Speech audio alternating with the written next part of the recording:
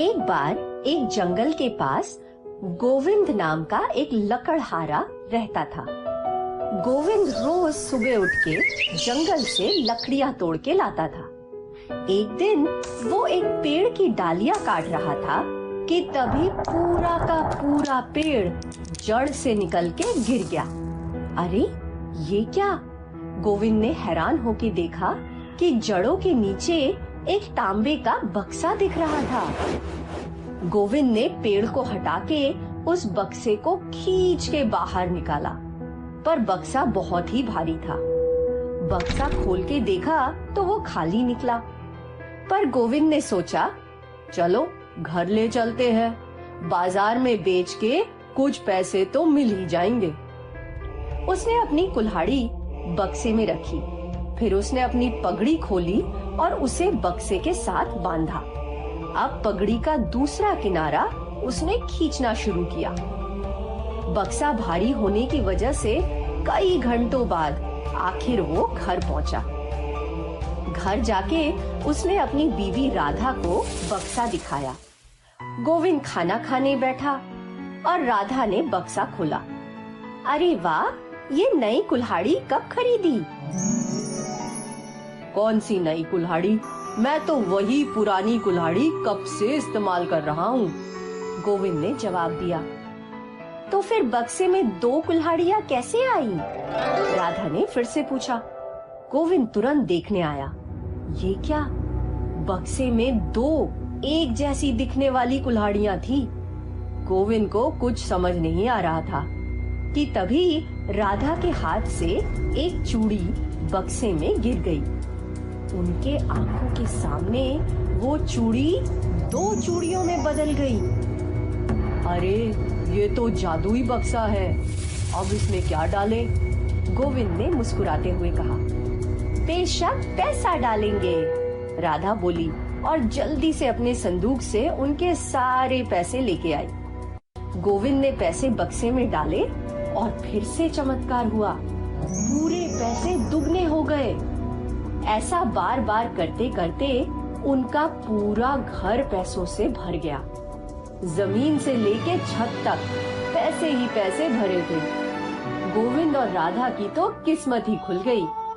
अब से जब उन्हें पैसों की जरूरत होती, वो बक्से में डाल के उसे दुगना कर लेते। एक दिन इस्तेमाल करने के बाद गोविंद बक्से को बंद करना भूल गया। राधा कुर्सी पर खड़े होके अलमारी के ऊपर से कुछ सामान उतार रही थी। नीचे बक्सा खुला पड़ा था। सामान उतारते वक्त उसका एकदम से पांव फिसला और वो सीधे बक्से में जा गिरी। गोविंद पास ही खड़ा था। वो देखने आया कि राधा को चोट तो नहीं पहुंची, मगर ये क्या? बक्से में से एक नहीं, दो राधा निकल आई। गोविंद एक से दूसरे को देख रहा था। दोनों एकदम एक जैसी दिख रही थी। हे भगवान, ये क्या हो गया? अब मैं क्या करूंगा? गोविंद ने परेशान होकर कहा और सर पकड़ के बैठ गया। दोनों राधा आपस में बात करने लगी। एक घर में रहना तो नहीं हो पाएगा, अब हम क्या करें? थोड़ी देर बाद दोनों राधा आपस में फुसफुसा के बातें करने लगी। गोविंद अपने ख्यालों में डूबा हुआ था कि तभी दोनों राधा ने मिलके उसे भी बक्से में गिरा दिया। फिर से जादू हुआ और बक्से में से दो दो गोविंद निकल आए। दोनों गोविंद एक दूसरे को देख रहे थे। फिर दोनों एक साथ बोले, एक घर में रहना तो नहीं हो पाएगा, और चारों जोर से हंस पड़े। अगले कुछ महीनों में उन्होंने दो नए घर बनाए और दोनों घरों में एक गोविंद और एक राधा रहने लगे। बक्से को भी वो थोड़े थोड़े दिनों के लिए अपने पास रख लेते और चारों खुशी खुशी रहने लगे।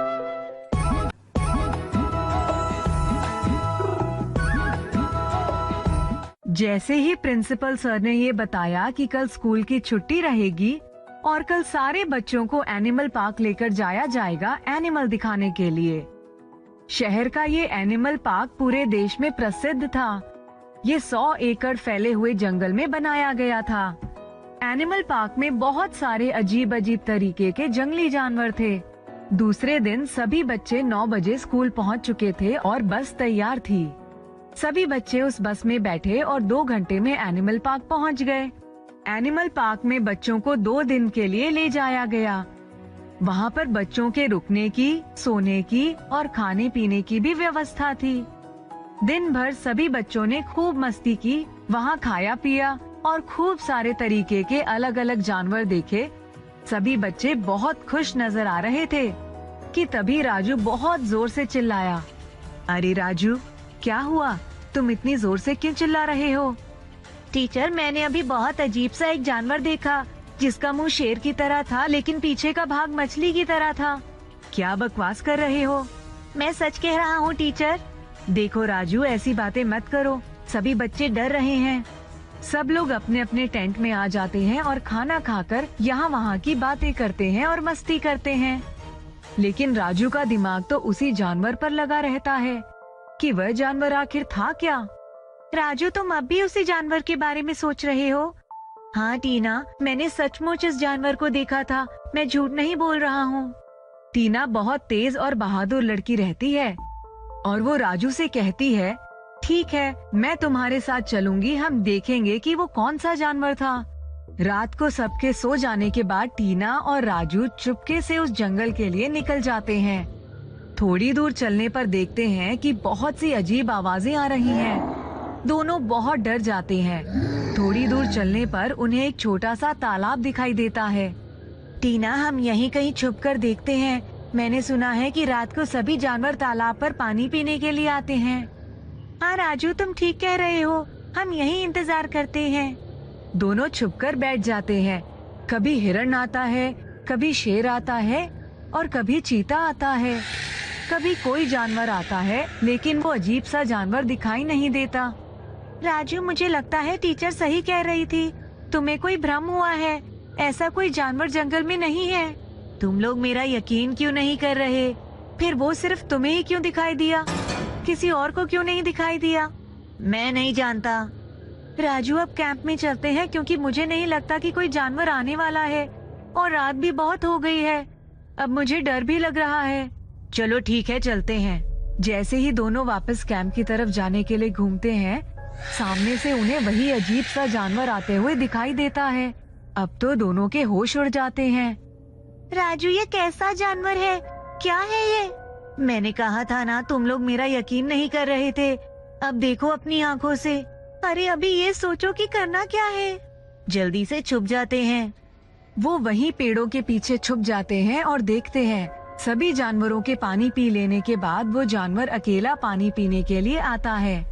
टीना, तुम जल्दी से जाओ और जल्दी टीचर को बुला कर लाओ, नहीं तो हमारा कोई यकीन नहीं करेगा। हाँ, तुम सही कह रहे हो राजू, मैं जाकर बुला कर लाती हूँ, लेकिन तब तक तुम अपना पूरा ध्यान रखना। टीना जल्दी से कैंप में जाती है और टीचर को बुला कर लाती है और कहती है कि बिल्कुल चुपचाप आप मेरे साथ चलिए, बिल्कुल आवाज मत करिएगा।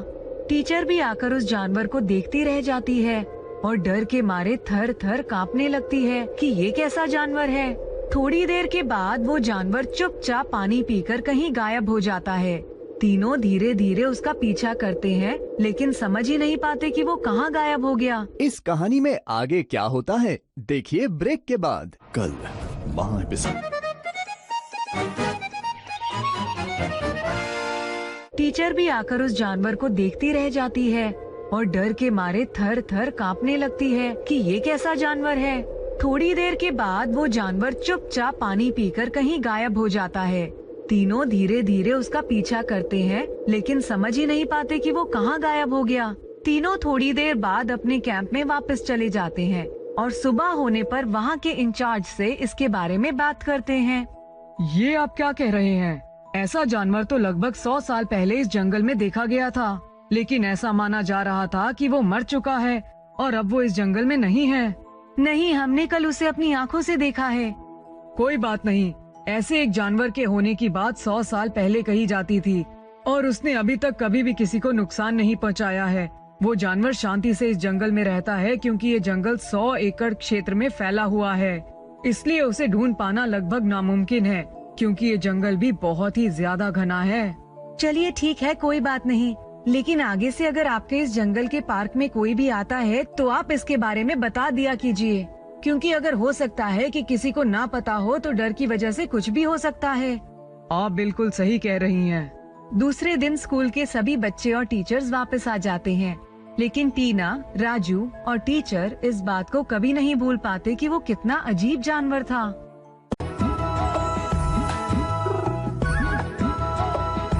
मैसूर राज्य से कुछ किलोमीटर दूर श्री रंगपट्टम में सेठ अमीर चंद नाम का एक जौहरी रहता था, जो पूरे श्री रंगपट्टम में सोने के आभूषण बनाने वाला सबसे धनी व्यापारी था। उस व्यापारी की कंगना नामक एक 9 वर्षीय पुत्री थी, जो पाठशाला से आने के बाद अपने पिता की दुकान में उसके साथ साथ रहती, और जब उसका पिता रात्रि में दुकान बंद करके घर जाता तो वो उसके साथ ही घर जाती थी। कंगना को अपने पिता के साथ रहने में जितना आनंद आता था, उतना ही उसके पिता को भी आनंद प्राप्त होता था, क्योंकि वो चाहते थे कि उनकी इकलौती पुत्री विद्यार्जन के साथ साथ व्यापार के गुण भी बचपन से ही सीखती जाए। और कंगना थी भी ऐसे ही। उसके पिता की दुकान में हर रोज न जाने कितने लोग आते जाते, उन सब पर कंगना बखूबी नजर रखती थी। उसे दुकान की हर एक छोटी से छोटी बात पता होती थी। सेठ अमीर चंद की दुकान में बहुत सारे नौकर चाकर भी काम करते थे, क्योंकि उनकी दुकान श्री रंगपट्टम के प्रतिष्ठित स्वर्ण आभूषणों की दुकानों में से एक थी। एक बार की बात है, रोज की भांति दिन भर के घटनाक्रम के समापन के बाद जब दुकान से सारे नौकर चाकर घर चले गए, तो पिता पुत्री दुकान बंद करके अपने घर चले आए। सुबह जैसे ही सेठ जी दुकान पहुँचे, तो दुकान में बिखरे हुए सामानों से उन्हें कुछ शंका हुई। फिर उन्होंने अंदर जाकर देखा तो दुकान के सारे स्वर्ण आभूषण गायब थे और उनकी जगह खाली डिब्बे पड़े थे। उन्हें तो जैसे कुछ समझ ही न आया कि अब वे क्या करें। धीरे धीरे दुकान में काफी भीड़ जुट गई। सबने यही पूछा, अरे सेठ जी, ये कैसे हो गया? तब सेठ जी ने सबको उत्तर दिया, भाइयों, मुझे क्या पता, मैं तो रोज की भांति रात को ताला बंद करके गया था दुकान पर। सुबह आया तो देखता हूँ कि ये सब हुआ पड़ा है। सेठ अमीर चंद इतना बोलकर अपने सर पकड़कर बैठ गए, जोर जोर से रोने लगे। मैं तो बर्बाद हो गया, मैं तो बर्बाद हो गया। उधर जब उनकी पुत्री को ये समाचार मिला तो वो दुकान की तरफ भागी दौड़ी आई। दुकान पर पहुंचकर बोली, क्या हुआ पिताजी, ये सब कैसे हुआ? अच्छा पिताजी, आप धीरज रखिए, सब ठीक हो जाएगा। अरे नहीं कंगना, अब कुछ ठीक ना होगा। हमारा सारा धन चला गया, अब हम क्या करेंगे? पिताजी, आप अपने आप को संभालिए और मुझे कुछ सोचने दीजिए। पिताजी, आप सारे नौकर चाकरों को एक एक करके अपने पास बुलाइए। नौकरों के वहाँ आ जाने के बाद उसने अपने पिता से कहा, और हाँ, अपने खानदान का वो पुश्तैनी थाल भी मंगा लीजिए, जिसमें लाल रंग के पानी से भरे होने पर यदि कोई चोर अपना हाथ डालता है तो वो लाल पानी पीले रंग में बदल जाता है। उन सब का क्या करोगी बेटी? सेठ अमीर चंद बोले, ठीक है, मैं ये सब किए देता हूँ जैसा तू कहती है। सारे नौकर चाकर लाइन में खड़े हो गए। कंगना ने उन सभी की ओर देखा और बोली, आप सभी बारी बारी अपने दोनों हाथों को पानी में डालिए। सभी ने वैसा ही किया, लेकिन उनमें से एक नौकर ने लाल पानी के पीले पानी में बदलने के डर से थाल में हाथ डालने में आनाकानी शुरू कर दी। कंगना को ये समझते देर न लगी कि चोरी किसने की है। आप अभी कोतवाल को बुलाइए। और इस नौकर को पुलिस के हवाले कर दीजिए। इतना कहना था कि वो चोर अपने घुटनों पर बैठ गया, जोर जोर से रोने लगा। सेठ जी, मैं मजबूर था। मेरी पत्नी बहुत बीमार है, जिसके चलते मैंने चोरी की। मुझे कोतवाल को मत सौंपिए सेठ जी, मैं आपके सारे आभूषण लौटा दूंगा। यदि आपको मेरी बात पर विश्वास न होता हो तो आप मेरे घर चलकर देख लीजिए। सेठ को उस पर रहम आ गया। उसने उसके घर जाकर देखा तो वाकई उसकी पत्नी बहुत बीमार थी। उसके घर की स्थिति बहुत दयनीय थी। सेठ ने उस नौकर की पत्नी के इलाज के लिए उसे पैसे दिए और नौकर ने सेठ के सारे स्वर्ण आभूषण सेठ जी को वापस लौटा दिए। अपनी पुत्री कंगना की चतुराई और सूझबूझ से प्रसन्न होकर अमीर चंद ने अपनी पुत्री को गले से लगा लिया।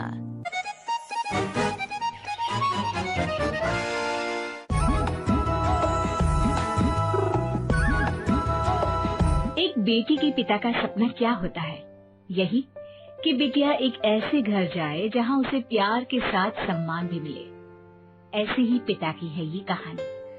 देखो, सगाई जैसे तैसे तो करती है, लेकिन शादी का तो सोच सोच कर पसीने आ रहे हैं।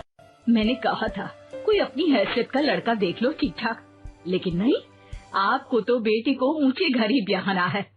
अरे ऊंचा घर नहीं, लोगों का व्यवहार भी जरूरी होता है। सब्जी नहीं खरीद रहे जो थोड़ी बासी है फिर भी चलेगी, क्योंकि सस्ती तो है।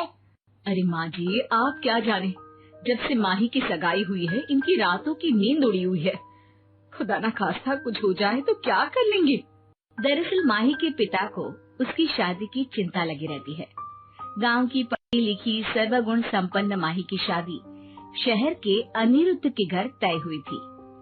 एक दिन माही की होने वाली सास कहती है, अरे जल्दी से माही जैसी बहू घर में आ जाए, मैं तो गंगा नहा लूं। कितनी संस्कारी, गुणी और पढ़ी लिखी लड़की है। देखना, घर आ जाएगी तो लोगों के जलन के मारे होश उड़ जाएंगे।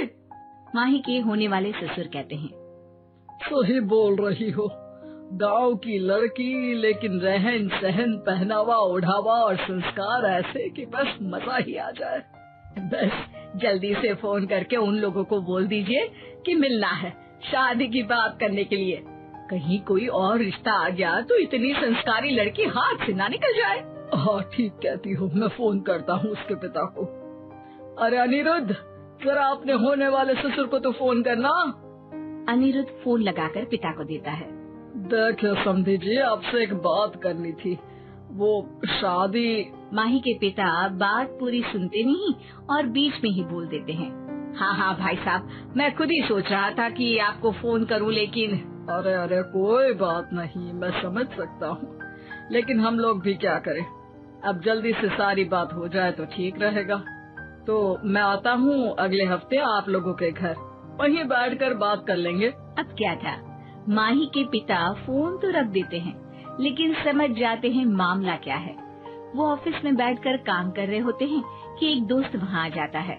अरे वर्मा जी, क्या हो गया? परेशान से क्यों लग रहे हैं? सब ठीक तो है ना? अरे क्या ठीक है भाई साहब, लड़की के ससुराल वाले आने को कह रहे हैं। अब आपको तो पता है, जो पैसा था लड़की की पढ़ाई में लगा दिया। कहाँ से लाऊंगा इतना दहेज देने के लिए पैसा? अरे बेटी की शादी में तो सभी मदद कर देते हैं, जैसे तैसे पैसे देते रहना। अरे कर्जा ले लो। हाँ, कर्जा भी तो उतना ही लूंगा ना जितना लौटाने की औकात हो। अब पता नहीं क्या मांग रख दे, कितनी मांग रख दे। अब बेटी तो होती ही पराई लक्ष्मी है। माही के पिता मुंह लटकाकर घर आते हैं। घर आते ही माही की दादी कहती है, अरे क्या हो गया? माँ, वो माही के होने वाले ससुर का फोन आया था, कह रहे थे बात करने आ रहे हैं। अरे तू चिंता न कर, मैं कल कुछ रिश्तेदारों से बात करती हूँ। सामान एक एक रिश्तेदार दे देंगे, और कुछ गहने मेरे हैं, मैं निकाल देती हूँ। तभी माँ कहती है, हाँ, मेरे भी गहने मैं सुनार को देकर नया करवा लेती हूँ। अब माँ के गहने बेटी के ही तो काम आएंगे ना जी। क्यों? सामने खड़ी होती है माही। वो सब देख रही होती है कि कैसे पिता उसकी शादी के लिए पैसे इकट्ठा करने के लिए परेशान हो रहे हैं। तुझे मैं पहले ही कहती रही, जो पैसे इसकी महंगी पढ़ाई लिखाई में खर्चा कर रहा है वो इसकी शादी के लिए जोड़ ले, लेकिन नहीं, तुझे तो शौक था ना। अब बता। अरे माँ जी, कम से कम कल को जीवन में कुछ उतार चढ़ाव हुआ तो कमा कर खा तो सकेगी। हाँ और क्या माँ, लड़का अच्छा मिलना इसका भाग्य है, लेकिन पढ़ी लिखी है तो कोई इसकी तकदीर इससे छीन नहीं पाएगा। माही को एक तरफ पिता पर फक्र महसूस होता है तो दूसरी तरफ खुद पर गुस्सा आता है कि पढ़ाई के बाद नौकरी भी करने का वक्त पिता ने नहीं दिया, वरना कुछ कमाकर पिता का हाथ बटा देती। तभी माँ और पिता तैयार होकर माही के चाचा के पास जाते हैं। भाई साहब, आप तो जानते हैं कि माही की शादी तय कर दी है, लेकिन अब अगले हफ्ते उसके होने वाले ससुर आने वाले हैं, तो भाई साहब कुछ मदद मिल जाती शादी के लिए। और जरूरत क्या थी बड़े घर में शादी तय करने की है? बेटी को तो पढ़ाया तब माने नहीं है, अब शादी? अरे हम लोग भी कहाँ से मदद करते हैं? तभी वहाँ भाई की बेटी जिसकी शादी हो चुकी है वो आती है। चाचा जी नमस्ते। चाची नमस्ते। आप लोगों ने माही की शादी तय कर दी? हाँ बेटा, उसके लिए कुछ पैसों की जरूरत थी तो आए थे। तुम कब आई ससुराल से और दामाद जी कैसे हैं? तभी वहाँ बड़े भाई की बीवी आ जाती है। अरे देवरानी जी, कैसे हैं आप? वो बेटी अब ना यही रहती है, दामाद हमारा कुछ करता ही नहीं था, ना ही पढ़ा लिखा था, इसको भी हम लोगों ने पढ़ाया नहीं, अब बस यही रहती है, देख रहे हैं कुछ। दोनों मियाँ बीवी घर आ जाते हैं, लेकिन जैसे जैसे वो दिन पास आता है जिस दिन माही के ससुर को घर आना होता है, पिता की चिंता बढ़ती ही जाती है। फिर वो दिन भी आ जाता है जब माही के ससुर, सास और होने वाला दूल्हा घर आते हैं। इतनी खातिरदारी क्यों? हम लोग तो सिर्फ बात करने आए थे। अरे ये तो माही को शौक है बनाने का, अच्छा खाना बनाती है। ये तो हम लोगों की खुशकिस्मती है। अच्छा, मैं आपसे ये कहने वाला था कि हम लोगों को शादी की थोड़ी जल्दी है। पिता के माथे से पसीना गिरता है और आंख से आंसू आने ही वाले होते हैं, लेकिन खुद को संभाल कर कहते हैं, जी जैसे बोलेंगे, जितना बोलेंगे मैं देने की कोशिश कर सकता हूँ। देने? अरे कहीं आप दहेज की तो बात नहीं कर रहे? जी वो क्या है ना, हम लोगों ने कभी माही की शादी के लिए पैसे जमा ही नहीं किए, बस पढ़ाते चले गए। अरे ये तो अच्छा किया माँ,